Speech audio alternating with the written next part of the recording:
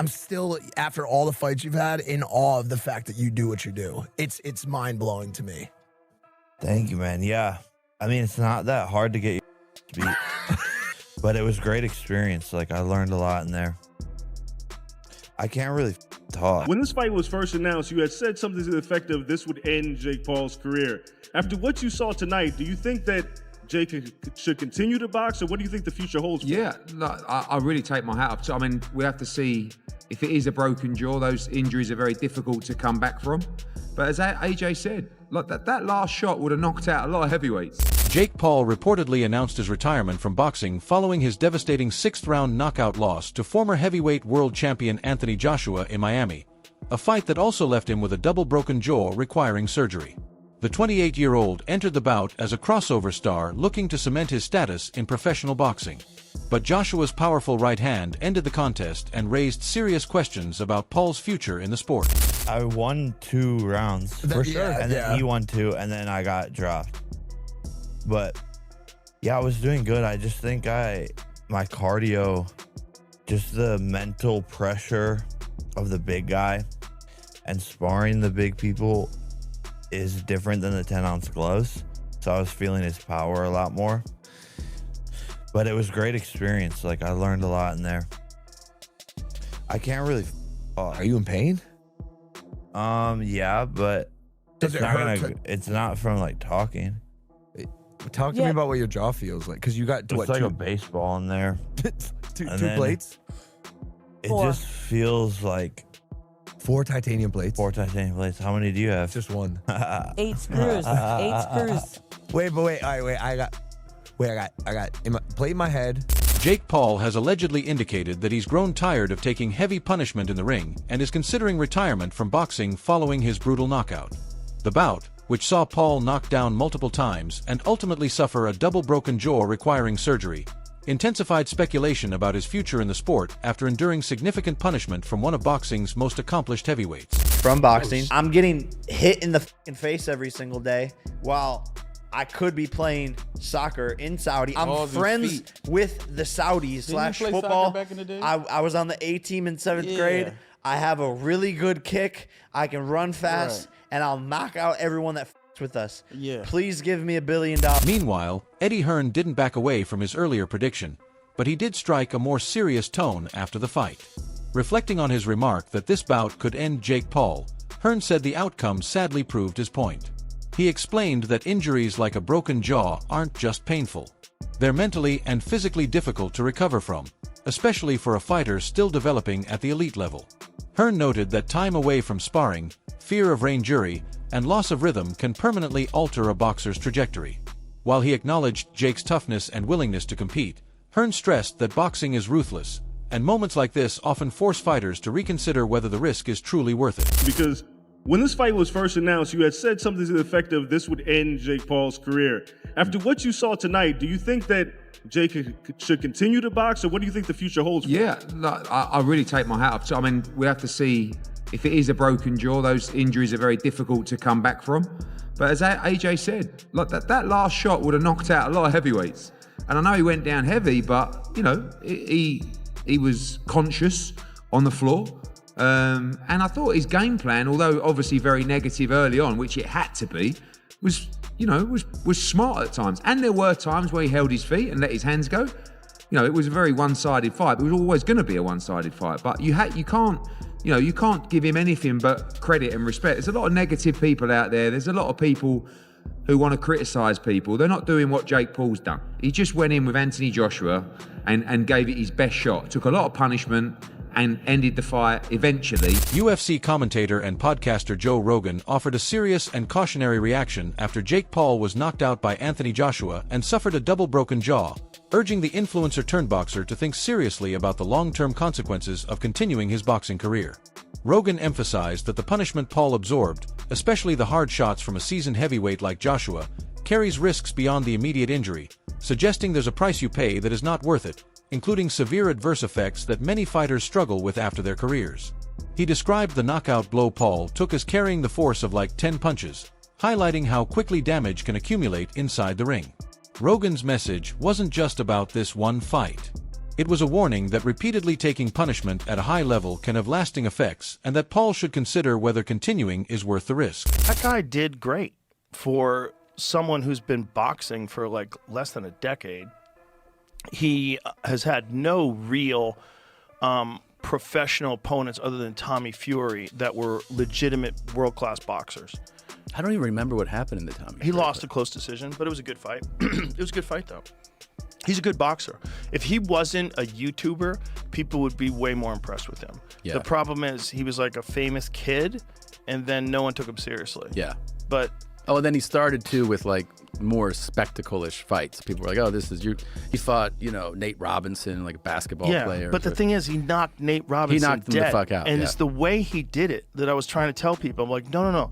Paul has also claimed that he's considering going on a cycle of steroids as a way to silence long-standing accusations that he has already been using performance-enhancing drugs. According to online chatter and second-hand reports, Paul suggested that showing people the visible difference would prove that his past physique and performances were achieved naturally. Critics argue the claim sounds reckless and inflammatory, while supporters believe Paul is simply pushing back against years of speculation about his body transformation and power. Given boxing's strict anti-doping rules and the serious consequences tied to PED use, many observers remain skeptical and caution against taking the claim at face value until Paul directly addresses the allegation on record. The statement remains unverified, adding yet another layer of controversy to an already turbulent moment in his career. That I snort, that I'm a cokehead. My rebuttal to that was, I'll tell you what, you can test me randomly for the next 5 years for if I can test you randomly for performance enhancing the next 2 years, and I never got a response on that. This is why Jake Paul is on PEDs. Within this past year, Jake Paul has literally hit a second puberty and aged like 10 years. Furthermore, he has acne and his hairline is receding like crazy. And people like Jake Paul are going to the best skin doctors in the world and probably are taking hair loss products that aren't even approved for the rest of us. Now, I'm not saying that Jake Paul necessarily took a steroid to make him look bigger, but he's definitely taking something that allows him to recover faster. That way he's able to train more. UFC legend Anderson Silva publicly defended Jake Paul after his high-profile fight with Anthony Joshua, saying that people need to respect Jake for stepping into the ring with such a formidable opponent. Silva highlighted that Paul has proven he's willing to take on real challenges, not just padded records, and that simply entering a bout against a former heavyweight world champion deserves acknowledgement from fight fans. According to Silva, critics who dismissed Paul's earlier fights can no longer claim he avoided elite competition when he took on someone of Joshua's stature. Regardless of the outcome, respect him. I don't say that only because I'm fight here in a company, but it's because Jake, the people need to respect Jake, I mean, every single fight go inside the ring, everybody needs respect. Joshua brutally broke Jake Paul's jaw during their heavyweight fight in Miami when his powerful right hand landed in the 6th round, forcing a knockdown and ultimately a knockout finish. Joshua's punch fractured Paul's jaw in 2 places, a severe injury that was immediately evident after the fight and confirmed by Paul's own post showing the damage. After the bout, Paul was taken to a hospital where surgeons performed surgery to repair the double break, fitting 2 titanium plates on each side of his jaw and removing several teeth as part of the procedure. He posted an update saying the surgery went smoothly, and he would be limited to a liquid diet for about a week while he recovers. Give a monkeys about what anyone says, because they sit at home, they're full of negativity. It's like the people that are negative towards someone like Jake Paul. Look at what he's done with his life. Do you know what I mean? So yes, it took AJ a couple of rounds to get hold of him, and then he knocked him spark out and broke his jaw.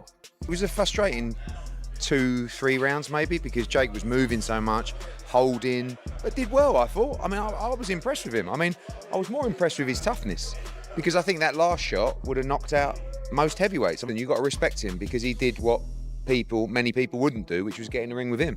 And, he didn't, I know he run and hold, but he also let his hands go at times.